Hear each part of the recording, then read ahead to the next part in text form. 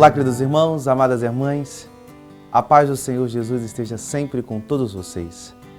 Hoje, quarta-feira, dia 24 de julho, estamos na 16ª semana do Tempo Comum.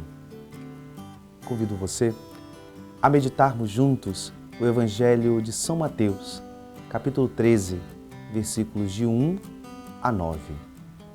Naqueles dias, Jesus saiu de casa e foi sentar-se às margens do mar da Galileia. Uma grande multidão reuniu-se em volta dele. Por isso Jesus entrou numa barca e sentou-se enquanto a multidão ficava de pé na praia. E disse-lhe muitas coisas em parábolas. O semeador saiu para semear. Quando semeava, algumas sementes saíram à beira do caminho, e os pássaros vieram e as comeram. Outras sementes caíram em terreno pedregoso, onde não havia muita terra. As sementes logo brotaram, porque a terra não era profunda. Mas, quando o sol apareceu, as plantas ficaram queimadas e secaram, porque não tinham raiz. Outras sementes caíram no meio dos espinhos. Os espinhos cresceram e sufocaram as plantas. Outras sementes, porém, caíram em terra boa e produziram a base de 100, de 60 e de 30 frutos por semente. Quem tem ouvidos, ouça. Palavra da salvação. Nós acabamos de escutar no Evangelho de hoje uma das parábolas mais conhecidas dos Evangelhos. Bem da verdade que os Evangelhos sinóticos, ou seja, Mateus, que escutamos nesse momento, Marcos e Lucas, apresentam Jesus nos seus ensinamentos utilizando esse recurso das parábolas. São histórias que têm um conteúdo, que têm uma mensagem, um sentido ali que precisa ser interpretado. E nós percebemos que, principalmente os Evangelhos sinóticos, eles trabalhavam, Jesus contou muitas parábolas. E hoje nós temos uma das mais conhecidas, conhecida como a parábola do semeador. E aqui, mas antes de entrarmos no conteúdo desta parábola, que ela é bem profundo, atual, uma interpretação, até mesmo o nosso Senhor mais à frente no texto, ele interpreta essa parábola, mas o Evangelho de Mateus, ele deixa uma mensagem, ele apresenta para nós uma atitude, uma realidade que é muito interessante. E é importante o nosso coração se recordar e ser ensinado disso.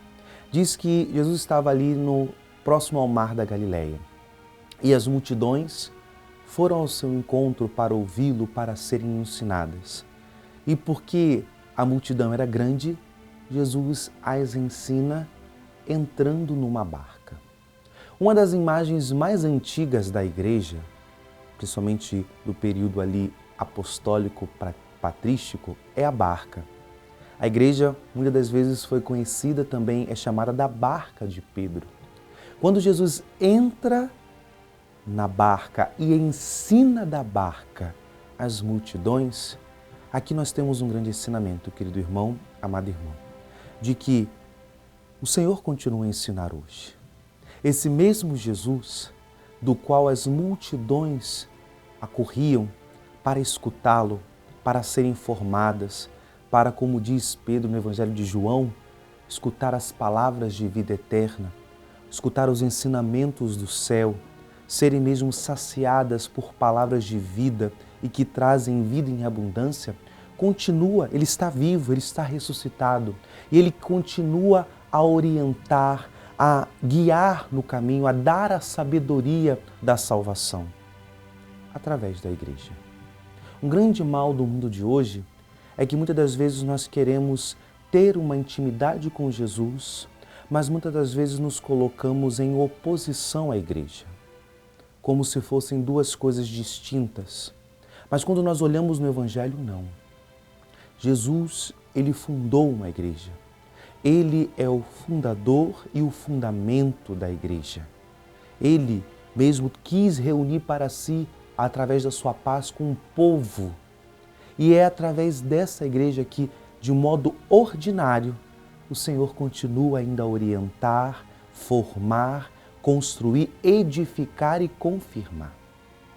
A sociedade de hoje, muitas das vezes, ela não é contrária a Jesus. Ela é contrária à igreja. Porque, sabe, sendo contrária à igreja, pode parcialmente ou até totalmente desconfigurar e desconstruir a mensagem de Jesus. Mas a igreja é a nossa segurança de que aquilo que Jesus falou é a mesma realidade, autêntica e original, e que ali está o verdadeiro fundamento que nos traz a salvação. Essa palavra hoje, ela deixa muito clara. E por isso que é muito importante que nos dias de hoje eu e você sejamos sensíveis e íntimos às palavras do Papa, dos documentos da Igreja, daquilo que hoje os direcionamentos de Deus através da Igreja para o mundo. Porque Deus continua a semear. Uma das realidades mais belas dessa passagem é que o semeador, mesmo sabendo dos tipos de terreno, ele não se cansa de semear. Ele ainda trabalha, ele opera para que a semente dê frutos. Deus não desiste de salvar a todos, como diz São Paulo.